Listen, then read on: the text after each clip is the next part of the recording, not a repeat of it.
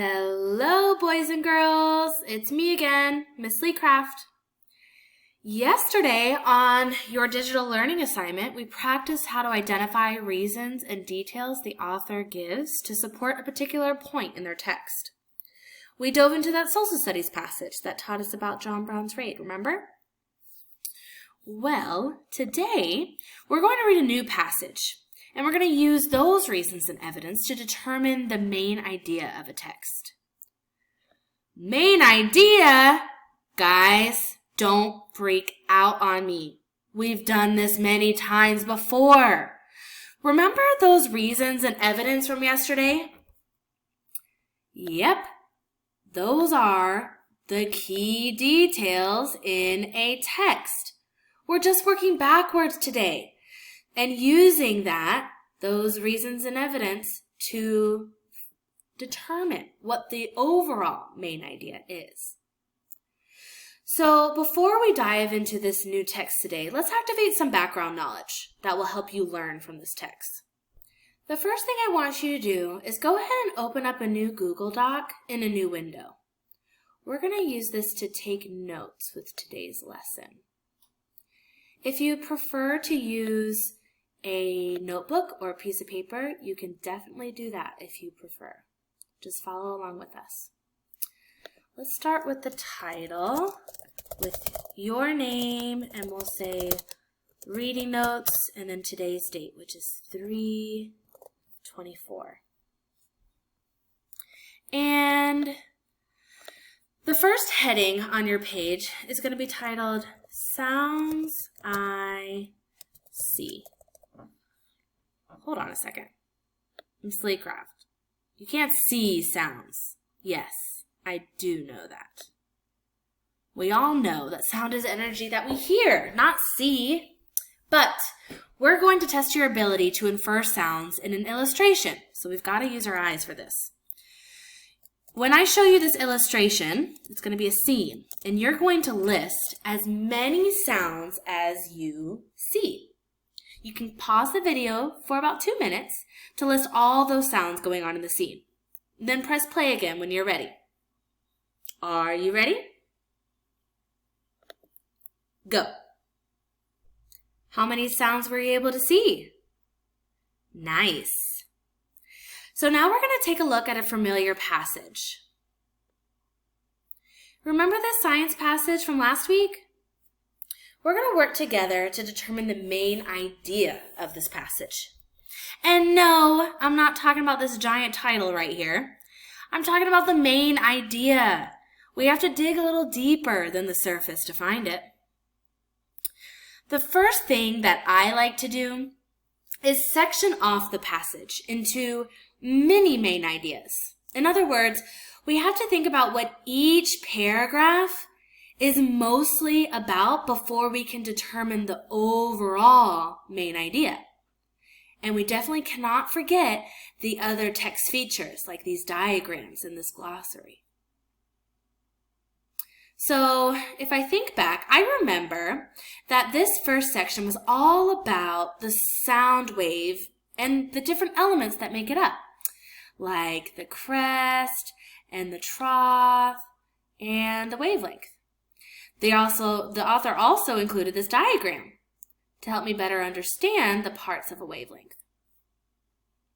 So let me add this to my notes on my Google Doc. I'm going to start a new heading here, and we'll call it Paragraph 1. Paragraph 1 is mostly about the important parts of a sound wave. As you're taking notes during this lesson, feel free to pause the video whenever you need to catch up. Now, let's go back to the passage, and let's look at the second paragraph. Pause the video here to determine what this paragraph is mostly about. Then press play when you're ready to check your thinking. So this paragraph and diagram is mostly about what frequency is and how it relates to the distance between the crests and the troughs. And frequency, if you remember, relates to how high or low the pitch of a sound is. So let's get back to our notes. And let's write what paragraph 2 is mostly about. Paragraph 2 is talking mostly about the distance between wavelengths and how it determines the frequency of a sound. Okay?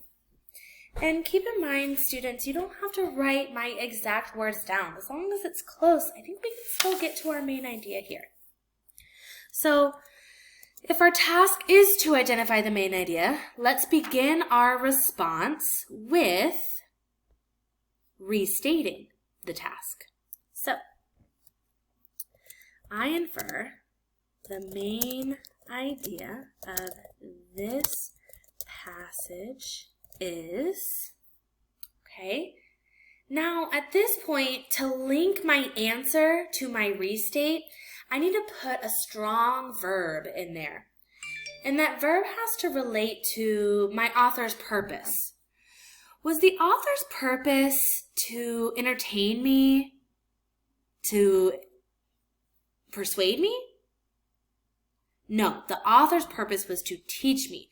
So I need a teaching verb right here in my answer. We could use explain. Explain's a good word for teaching. The main idea of this passage is to explain. All right, now I'm ready to answer. Explain what exactly? Well, we know that the first paragraph was about the important parts of a sound wave, like the top of the sound wave being the crest and the bottom being the trough. And then the second paragraph was all about the distance between wavelengths and how it determines the frequency of the sound. So, the main idea of this passage is to explain how a sound wave's appearance can give us information about a particular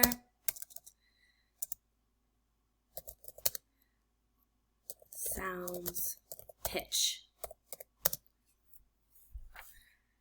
The main idea of this passage is to explain how a sound wave's appearance gives us information about a particular sound's pitch.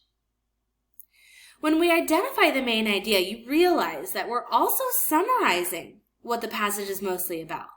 Aren't we? Pretty cool, huh? After rereading my main idea aloud, I need to make sure that if I'm going to submit this, I got to support this main idea with evidence or reasons from the text. Because if I can't support it, it may not be my main idea. So let's go back to the text and make sure that I can. Let me get my handy dandy highlighter tool. All right, I'm ready to go. All right, so I want to find details or evidence that support that the way a sound wave looks gives us information about the sound. So in this first paragraph, I can see this detail here. Short wavelengths are created when the crests and troughs are near each other. That's talking about how it looks when the wavelengths are near each other. And on the flip side, long wavelengths are created when crests and troughs are spread apart. Ooh, that perfectly supports my main idea, doesn't it? All right, let's see if we can find any other details. In the second paragraph, I see crests and troughs that are close together have high frequencies. Okay, so I know that that means that it has a high pitch.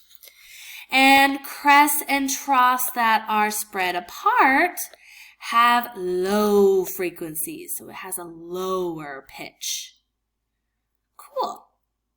So, let's take a moment now that we've finished rereading the passage and identifying the main idea. Let's see what you know about high frequency and low frequency. Go ahead and add these two headings. And I want you to list 2 examples of sounds that have high frequency and sounds that have